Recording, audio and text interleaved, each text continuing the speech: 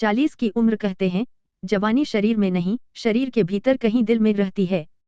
भीतर से फूटने वाला उमंगों का फव्वारा जिनका ताजा और जवान है, वे उम्र के उतार के मौसम में भी जवान ही रहते हैं।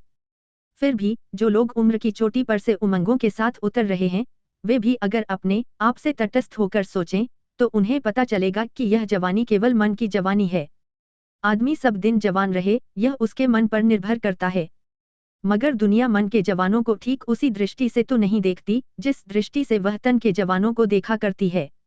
और मन से आप कितने भी जवान क्यों न हों, 40 के बाद आपको दुनिया के हाथों वही प्यार, प्रोत्साहन और दुलार नहीं मिल सकता, जो 40 के पहले मिला करता था। बाग में जाइए। जो पौधे बनने के क्रम में हैं, उन पर माली की खास नजर रहती है। वह रोज उनकी क्यारियों को साफ करके उनमें पानी पटाता है और छुरी तथा कैंची के प्रयोग से उनके रूप को संवारने की कोशिश करता है। पौधे जरा अलहड़ होते हैं। वे कभी इस बाह को फैलाकर इधर के पड़ोसी को छेड़ते हैं और कभी उस बाह को फैलाकर उधर के पड़ोसी को। मगर माली उनके सभी नाजों को मोहब्बत की नज़र से देखता है और झिड़कने के बदले वह उन्हें पुचकार कर ही ठीक करता है। लेकिन क्या बने हुए वृक्ष भी इस मोहब्बत और पुचकार की आशा कर सकते हैं? देखिए न उसकी सरपट बनी हुई क्यारियों को। मालूम होता है, वर्षों से यहाँ न तो खुरपी के होंठ से सुधा छलकी है और न घड़ों के मुख से संजीवनी। बेचारे बने हुए वृक्ष। पहले ये जो कुछ पा चुके हैं, अब उसकी कीमत अदा करना इनका काम रह गया है। ये आम के पेड़ हैं। पानी अब इन्हें उतना ही मिलता है, जो वर्षा के दिन में आन गिरता है, और अमृत भी ये उतना ही पी सकते हैं, जो चांदनी के कोष में इनके हिस्से का है। हर भोर और शाम को माली इनकी ओर भी देखे, इतनी उसे फुर्सत कहाँ। माली की नज़र से इनकी नज़र अब केवल माघ और फागुन के महीनों में मिलती है, जब यह देखने का समय आता है कि आमों में मंजर आए हैं या नहीं, यानी इस साल यह मजदूर फल देने वाला है या नहीं। जर्मन कवि गेटे ने कहा है कि दुनिया नौजवानों को इसलिए चाहती है कि वे होनहार होते हैं। मगर 40 वर्ष का आदमी तो बहुत कुछ हो गया रहता है। फिर उसे कोई प्यार और प्रोत्साहन देने वाली दृष्टि से क्यों देखे?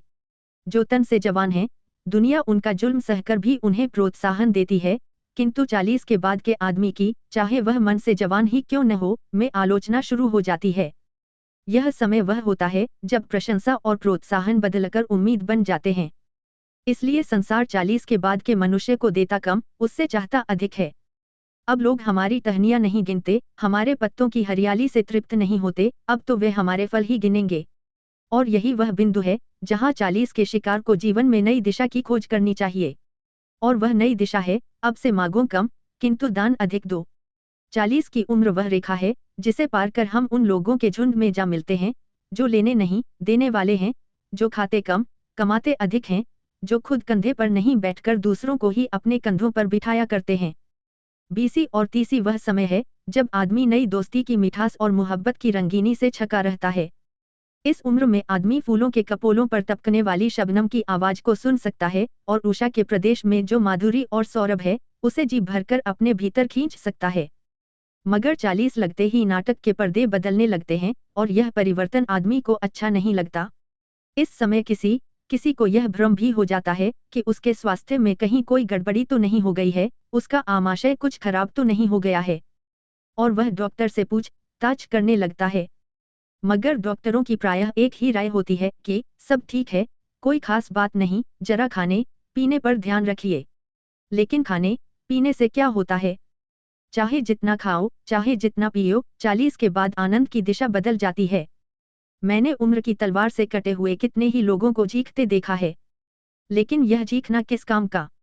दोपहरी को उषा बनाना कठिन है, और फिक्र करने से तो दोपहरी और भी तेजी से ढलने लगेगी। समय रुकने का नहीं, वह बढ़ता ही जाएगा। और यह भी ठीक है कि उषा के जो कर्तव्य और आनंद हैं, वे दोपहरी के कर्तव्य और आनंद से भिन्न होते हैं। लेकिन यह समझना भूल है कि भोर में आदमी को जैसा संतोष प्राप्त होता है, दोपहर में उसे वैसा आनंद नहीं मिल सकता। जरूरत है समय के साथ बदलते रहने की। पुराने जमाने के बहुत से लोग आज की दुनिया में झक मारकर जी रहे हैं, क्योंकि आज वे बहुत सी ऐसी बातें देख रहे हैं जो उन्हें पसंद नहीं है और जिन्हें वे बदल भी नहीं सकते। उनकी वेदना समय के गियर से छूट जाने की वेदना है, और इसका एकमात्र इलाज भी यही है कि वे किसी प्रकार जिंदगी के गियर से अपना मेल बिठा लें। मेल बैठ जाने पर फिर कोई दिक्कत नहीं होती। इसीलिए अपना तो यह विचार है कि घड़ी की सुई जब 40 पर पहुंचे, तब आदमी को उदास नहीं होना चाहिए और न सुई को नकली तौर पर पीछे ही ले जाने की कोशिश करनी चाहिए। जिसे हम मन की जवानी कहते हैं, वह उम्र को कोड़े मारकर हाँकने की कला का नाम नहीं है। उम्र के साथ हमारे शरीर और मन में जो परिवर्तन होने लगते हैं, उनका प्रसन्नतापूर्वक साथ देने के लिए दिमाग को राजी करना ही मन की असली जवानी है। साथ तो देना ही पड़ता है।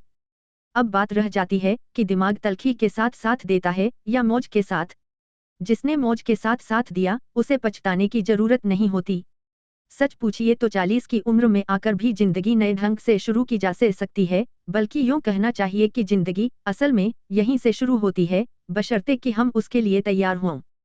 कल तक हमने जो कुछ भी संचय किया है, आज से हमें उसे खर्च करना चाहिए। 40 के पहले तक दुनिया हमारी पीठ पर इसलिए अपना हाथ दिए थी कि अपने समय में पहुंचकर हम भी आने वाली पीढ़ियों की पीठ पर अपना हाथ रखें। पहले हमने जो आशीर्वाद अर्जित किया है, अब हमें उसे विसर्जित करना होगा। हम पुत्र थे, अब पिता हो गए हैं। पिता का धर्म मांगना नहीं, बल्कि अपने आप को उत्सर्ग करना है। और उत्सर्ग में जो आनंद है, वह याचना से क्या कम पड़ेगा। जवानी में जब हम कदम बदलते हैं, अथवा एक रास्ते को छोड़कर दूसरे को अपनाना चाहते हैं, तब दुनिया कुछ बुरा नहीं मानती, बल्कि तब भी वह हमारे साथ हामी ही भरती है। किंतु प्रौढ़ावस्था में पहुंचते ही हमें कदम बदलने का अधिकार नहीं रह जाता। हाँ, जरूरत पड़ने पर हम कंधे बदल सकते हैं।